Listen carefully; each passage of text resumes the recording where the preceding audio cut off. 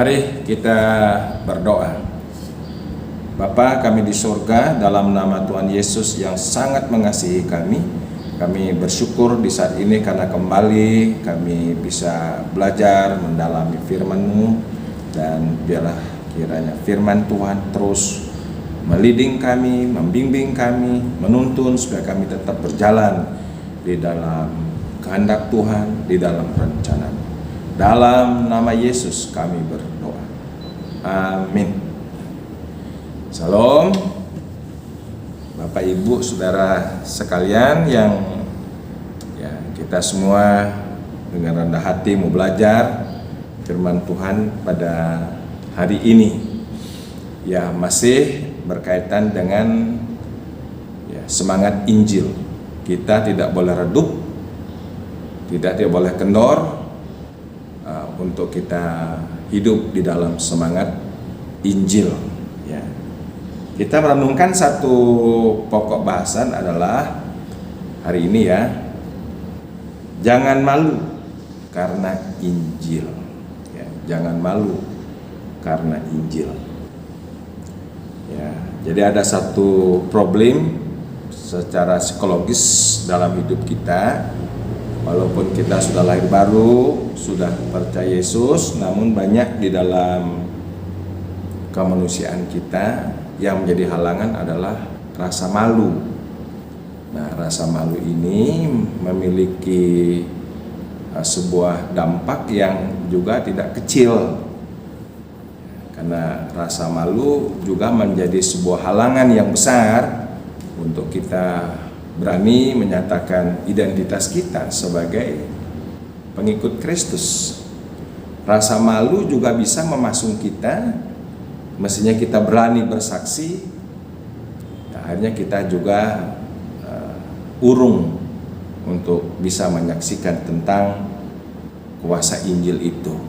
Jadi rasa malu ini perlu dikikis, perlu kita doakan supaya kita ini sebagai orang-orang yang sudah mengenal Kristus, menerima Injil, tanggung jawab kita adalah ditugaskan di bumi ini harus berani bersaksi atau memberitakan Injil. Tetapi kalau seandainya kita terikat, terpasung oleh rasa malu, sangat sulit untuk kita bisa menyaksikan tentang Injil. Namun juga di lain pihak rasa malu ini ada positifnya juga. Di mana hal kita perlu ada rasa malu. Di mana hal juga kita tidak perlu ada rasa malu. Jadi rasa malu ini berarti ada yang positif, ada yang negatif. Ada rasa malu yang sebenarnya tidak perlu kita malu. Tetapi ada rasa malu di mana kita perlu ada rasa malu. Nah, ini yang kita belajar pada hari ini supaya kita bisa memanage rasa malu itu pada tempatnya, begitu pada akhirnya rasa malu ini bisa juga mendorong kita untuk memberi sebuah kesaksian yang baik, kesaksian yang memuliakan Tuhan, kesaksian di mana menjadi berkat bagi banyak orang. Jadi hari ini kita akan belajar sesuai dengan firman Tuhan. Rupanya ada rasa malu yang memang tidak perlu. Tetapi juga Alkitab mengajarkan ada rasa malu yang perlu. Nah, ini yang penting kaitannya dengan masalah semangat Injil. Makanya tema kita adalah jangan malu karena Injil. Beberapa ayat yang boleh saya munculkan pada hari ini supaya kita bisa menghandle, bisa mengatasi, dan bahkan bisa mendobrak. Jangan sampai kita ini diikat terus dipasung, dikuasai rasa malu yang sebenarnya tidak perlu. Nah, pertama kita akan membaca 2 Timotius pasal 1. 2 Timotius pasal 1 ayat yang ke-8 dan ke-12. Di sini merupakan sebuah doa pengucapan syukur dan juga doa permohonan yang disampaikan oleh Rasul Paulus kepada anak rohaninya, yaitu adalah Timotius. 2 Timotius pasal 1 ayat yang ke-8 dikatakan di sini ya, di dalam permohonan doanya. Jadi janganlah malu bersaksi tentang Tuhan kita, dan janganlah malu karena aku, seorang hukuman karena Kristus, melainkan ikutlah menderita bagi Injilnya oleh kekuatan Allah. Ya, kita dan Rasul Paulus di sini menasihatkan kepada Timotius supaya jangan malu untuk bersaksi tentang Injil, dan juga tentang keberadaan Rasul Paulus yang sedang berada di dalam penjara pada waktu itu. Ini jelas kalau untuk Injil ya, yang kita sudah kenal sebagai kekuatan Allah yang menyelamatkan setiap orang yang berdosa, yang mempercaya, termasuk saudara dan saya, kita semua yang telah merasakan itu kekuatan Injil. Di sini kita nggak perlu malu, ya, tidak perlu malu. Ini malu yang tidak diperlukan di sini. Ya, malu ini perlu disingkirkan. Dalam sebuah proses mungkin awalnya kita ada malu, ya, terus menerus di dalam sebuah proses akhirnya semakin kecil rasa malunya, terus sampai hilang rasa malunya, sehingga akhirnya kita berani bersaksi baik secara kata-kata verbal dan juga secara sikap tingkah laku. Itu yang penting ya. Kalau seandainya kita ditanya tentang identitas kita sebagai orang Kristen, jangan ragu-ragu, jangan malu untuk mengaku diri kita adalah orang Kristen, pengikut Kristus yang telah diselamatkan ya oleh karena kekuatan Injil. Ya. Yang saya tahu adalah kalau betul-betul kita mengalami Injil Yesus Kristus yang saya alami, ya dulu sewaktu saya masih muda lagi studi di Solo SPG, saya pernah liburan 1 bulan di tengah-tengah teman saya yang semuanya ya saudara seberang kita, tidak ada orang Kristen. Gereja jauh di daerah Wonogiri, saya ada di Lentoro waktu itu. Saya berdoa pada Tuhan karena memang saya adalah dari kecil sudah disiplin ke gereja, tiap minggu harus ke gereja. Dan saya di sana liburan ya ikut kerja seperti mereka, ke ladang, ya ke sawah, ya kerja fisik lah. Dan pas hari Sabtunya saya berani mengatakan bahwa saya kalau hari Minggu ke gereja. Oh, bapaknya mengatakan, oh Dek Wayan orang Kristen ya? Iya, saya orang Kristen. Oh, kalau begitu besok anak saya nganter Dek Wayan ya ke gereja nanti di Wonogiri. Nah, saudara, kita dibutuhkan. Ini perlu ada kekuatan Injil untuk kita berani bersaksi. Di sini tidak perlu malu karena Injil itu. Ada lagi penegasan di dalam kitab 1 Petrus. Nah, 1 Petrus pasal 4 lebih dalam lagi. Pasal 4 ayat yang ke-16 dikatakan demikian. Tetapi jika ia menderita sebagai orang Kristen, maka janganlah ia malu, melainkan hendaklah ia memuliakan Allah dalam nama Kristus itu. Jadi ini satu nasihat yang lebih tegas lagi ya.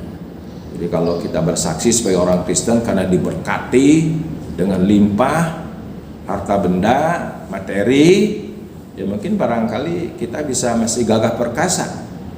Tetapi kalau sebagai Kristen kita hidupnya susah, ekonomi juga berat, bahkan ditambah lagi karena kita orang Kristen harus disesah, dihina, diolok, dicaci maki dan menderita. Nah, ini ayat nih, ini penting banget. Banyak orang Kristen kurang mengimani dan juga kurang merenungkan hal ini. Jadi bukan bersaksi dalam situasi masyarakat yang normal, ini adalah bersaksi dalam situasi yang mungkin banyak orang-orang Kristen yang harus mengalami penyesahan, mengalami penyiksaan seperti pengikut-pengikut Tuhan waktu zaman mula-mula. Nah, dalam kondisi ini pun kita harus berani ya, untuk menyatakan iman kita kepada Kristus. Bahkan bukan hanya sekedar berani, kita harus tahu juga bersyukur. Bukan hanya bersyukur, kita harus bisa berbahagia, ya. Dan akhirnya walaupun kita menderita oleh karena nama Yesus, kita bisa tetap memuji-muji Tuhan. Ingat dong kisah Sadrah, Mesakh, Abednego. Ya, mereka disuruh tiarap menyembah pada patung Nebukadnezar, tapi dengan gagah berani ketiga pemuda yang masih umur belasan tahun berdiri tegak dan menyatakan imannya kepada Yahweh Elohim, Yesus Kristus. Nah, ini penting, harus diingat. Di sini tidak dibutuhkan rasa malu, harus disingkirkan rasa malu jauh-jauh. Ini rasa malu yang tidak pada tempatnya. Nah, kenapa demikian, saudara? Karena Alkitab juga memberikan sebuah garis penegasan. Ya, kita ada terima Yesus, Yesus yang sudah lebih dulu dipermalukan karena kita. Ya, dia tidak ada salahnya. Dia adalah manusia suci sempurna untuk menanggung kita orang-orang berdosa ini. Dia harus disesah, diolok, menderita, dicaci maki, diludahi, segala macam, diharu biru, sampai ya dia semua memikul salib dan menyerahkan nyawanya di atas bukit Golgota untuk kita.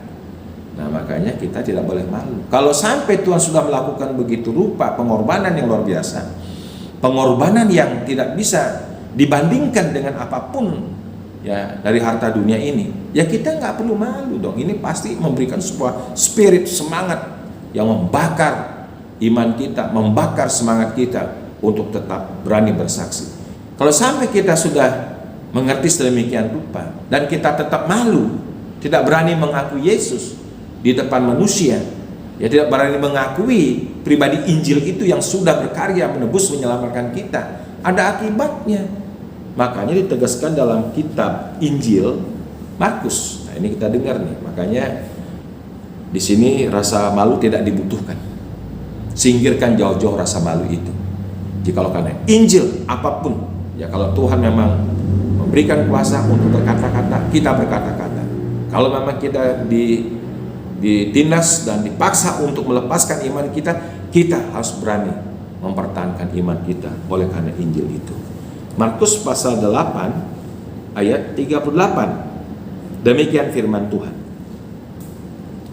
Sebab barang siapa malu karena aku, itu karena Yesus pribadi Injil itu. Sebab barang siapa malu karena aku dan karena perkataanku di tengah-tengah angkatan yang tidak setia dan berdosa ini, anak manusia pun akan malu karena orang itu apabila ia datang kelak dalam kemuliaan Bapaknya diiringi malaikat-malaikatnya. Karena itu kita kembali mengingat ya 3 sesi PA kita. Yang pertama itu kita mesti jelas identitas, artinya berani. Jangan kita ngumpet-ngumpet, jangan kayak orang bunglon, seperti bunglon. Ya, waktu hinggap di warna hijau jadi hijau, hinggap di warna kuning jadi kuning, hinggap di warna coklat jadi coklat. Ya, kita tidak jelas mempunyai sebuah identitas. Harus berani ya menyatakan kita adalah pengikut Kristus, ya pengiring Kristus, orang yang percaya pada Kristus. Kalau sampai kita malu, lihat di sini, rasa malu kita akan membawa kepada kebinasaan. Rasa malu kita akan membawa kita tereliminasi dari anugerah Tuhan. Karena jelas dikatakan di sini bahwa ya sebab barang siapa malu karena aku dan karena perkataanku di tengah-tengah angkatan yang tidak setia dan berdosa ini, anak manusia yaitu Yesus Kristus pribadi Injil itu pun akan malu karena orang itu apabila dia datang kelak dalam kemuliaan Bapaknya diiringi malaikat-malaikatnya. Kita tidak diakui. Jangan usahkan percaya Yesus, kita mengelulukan nama Yesus, tetapi sebenarnya tanggung jawab kita di bumi ya kita dikuasai oleh rasa malu sehingga tidak berani mengakui iman percaya kita. Hati-hati.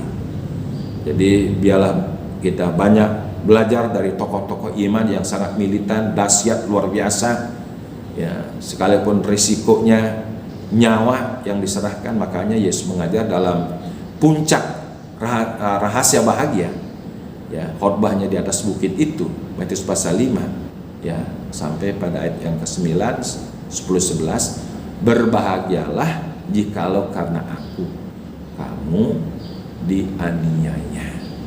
Ya, kalau karena Yesus segalanya kita bisa serahkan, karena Yesus sudah menyerahkan segala-galanya bagi kita. Nah, dalam poin-poin ini kita tidak tidak membutuhkan rasa malu, supaya kita meninggalkan rasa malu itu dan diganti dengan iman yang gagah berani untuk siap setiap saat mengakui Kristus sebagai Tuhan dan Juru Selamat. Nah, tetapi di lain pihak kita juga perlu membina rasa malu rohani. Nah, ini Pak Alkitab juga jelas. Yang tadi itu rasa malu yang tidak rohani, rasa malu negatif, rasa malu yang nanti akan membinasakan kita. Tapi ada rasa malu yang rohani. Makanya kita harus peka di mana kita harus malu. Nah, kitab juga mengajarkan, dan rasa malu seperti ini itu akan membawa kesaksian kita, dan akhirnya rasa malu demikian akan juga membawa kepada satu penyelamatan pada akhirnya. Nah, contohnya kita membaca Roma pasal yang ke-6,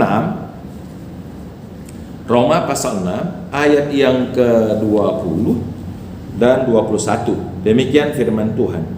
Sebab waktu kamu hamba dosa, kamu bebas dari kebenaran, dan buah apakah yang kamu petik daripadanya, semuanya itu menyebabkan kamu merasa malu sekarang, karena kesudahan semuanya itu ialah kematian. Jadi ini ada nasihat yang luar biasa, berbalik poin pada jemaat di Roma yang sudah mengenal kebenaran apa yang harus dilakukan, namun dalam kenyataan mereka tetap menjadi hamba dosa, berkanjang dalam dosa-dosa yang nanti pada akhirnya akan berakibat kepada kematian atau kebinasaan. Nah, dalam hal ini kalau kita sudah mengerti kebenaran tetapi tetap berkanjang, tetap hidup di dalam dosa, ini perlu rasa malu rohani. Wah, saya sudah ditebus, diselamatkan oleh Tuhan Yesus yang sudah berkorban, meninggalkan taktanya, memberikan nyawanya, menumpahkan darah. Masa saya terus hidup di dalam dosa? Nah, ini perlu rasa malu di sini. Ini luar biasa, rasa malu yang benar. Gitu. Terus yang kedua, kita membaca coba dari 1 Korintus pasal 15. 1 Korintus pasal 15 ayat yang ke-34. Ya, 33-nya, pergaulan yang buruk merusakkan kebiasaan yang baik. Sadarilah kembali sebaik-baiknya, dan janganlah berbuat dosa lagi. Ada di antara kamu yang tidak mengenal Allah. Hal ini kukatakan supaya kamu merasa malu. Tuh, Paulus menegaskan, kalau kita sudah mengerti kebenaran Injil, tetap melakukan kebiasaan-kebiasaan yang buruk, tidak membawa kesaksian yang baik. Sebagai orang Kristen di masyarakat masih tetap mabuk, minum minuman keras, pesta pora, terus melakukan hal-hal yang amoral. Nah, ini di sini perlu kesadaran, perlu rasa malu supaya kita berhenti melakukan kebiasaan-kebiasaan yang buruk. Nih, rasa malu yang baik. 1 Korintus pasal yang ke-6 ayat yang ke-5 dikatakan demikian. 1 Korintus pasal 6 ayat yang ke-5. Hal ini kukatakan untuk memalukan kamu. Tidak adakah seorang di antara kamu yang berhikmat yang dapat mengurus perkara-perkara dari saudara-saudaranya? Lihat di sini, Rasulullah memberikan nasihat apa latar belakangnya. Di sini rupanya ada jemaat Tuhan, kalau ada masalah, berselisih, bukannya minta nasihat kepada hamba Tuhan, kepada rohaniwan, bukannya minta nasihat kepada saudara yang mungkin barangkali bisa memberikan nasihat yang rohani, malah pergi ke orang luar, ke orang yang belum mengenal Tuhan. Dia curhat, mengadukan persoalannya. Ini memalukan nama Tuhan. Makanya kita kalau ada masalah, jangan lari keluar ke orang yang tidak mengenal Tuhan, lari ke psikolog, psikiater yang belum mengenal Tuhan. Lari kalau ingin memang ada masalah, ada gembala sidang, bapak rohani yang mengerti firman Tuhan. Kita datang kepada bapak rohani, gembala kita, atau mungkin kepada ada diaken majelis yang kita anggap dia tuh bisa memberikan nasihat, rohaninya memang sudah selevel pendeta atau hamba Tuhan. Kita datang. Apa kita kekurangan orang-orang yang rohani? Apa kekurangan orang-orang berhikmat dikatakan di sini? Makanya kalau ada masalah, jangan curhat ke Facebook atau ke Instagram atau ke WA, medsos. Bukannya untung, rugi mah jadi. Makanya berdoa, perhatikan nih baik-baik. Ini sangat juga up to date sekarang. Ini bukan sesuatu yang usang, tapi sesuatu yang up to date. Karena banyak masih ada jemaat-jemaat yang bermasalah, bukan datang ke hamba Tuhan, malah datang ke hamba Tuhan malu, datang ke orang dunia nggak malu. Terbalik poin dong. Jadi makanya kalau ada masalah, ini ditegaskan dong. Ya, ku katakan ini supaya kamu merasa malu. Nah, di sini pentingnya rasa malu yang positif. Ya, jangan sampai kita membawa masalah kita kepada orang yang belum mengenal Tuhan. Yang the last point, ya, di sini perlu rasa malu. Kita membaca 2 Tesalonika pasal yang ketiga. 2 Tesalonika pasal yang ketiga. Dikatakan demikian, ya, ayat yang ke-14. Jika ada orang yang tidak mau mendengarkan apa yang kami katakan dalam surat ini, tandailah dia dan janganlah bergaul dengan dia, supaya ia menjadi malu. Nih judulnya apa? Berdoa dan bekerja. Rupanya ada jemaat-jemaat Tesalonika yang suka meleter, ya, ongkang-ongkang, oncang-oncang. Ya, sudah jadi suami bukannya kerja untuk mensejahterakan keluarga, istri, anak-anaknya. Ya, senangnya ada nongkrong-nongkrong di Starbucks atau di mana, malas-malasan. Nah, ini ditegur oleh Rasul Paulus, orang begini. Ya, ini mempermalukan. Nah, jadi artinya kita sebagai anak Tuhan hidup di bumi dituntut sebuah tanggung jawab untuk kesejahteraan rumah tangga kita secara ekonomi, harus kerja. Bahkan ditegaskan orang yang tidak kerja jangan makan.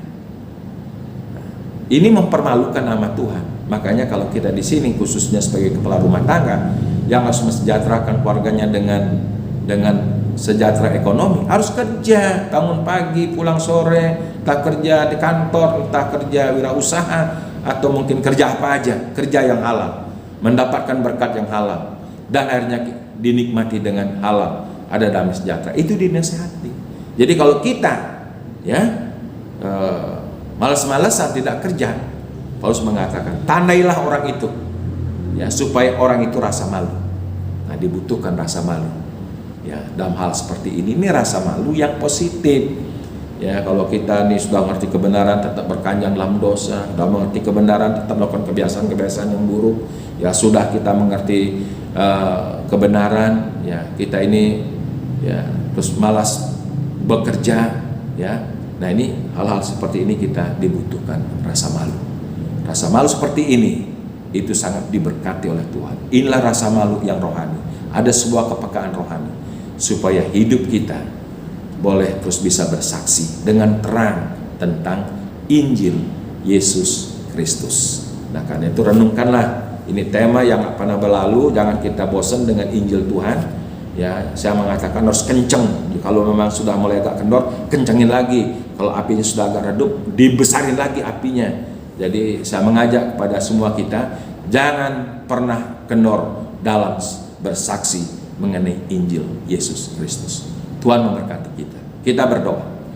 Bapa di surga, dalam nama Tuhan Yesus, terima kasih. Biarlah firman Tuhan ini menginspirasi, menerangi kami semua, supaya kami jangan pernah redup dalam kami bersaksi tentang Injil Yesus Kristus. Tapi justru di zaman hari ini, kami lebih giat lagi di dalam kami boleh bekerja dan juga bersaksi tentang Injil Yesus Kristus. Berkati kami semua, dalam nama Yesus kami berdoa. Amin.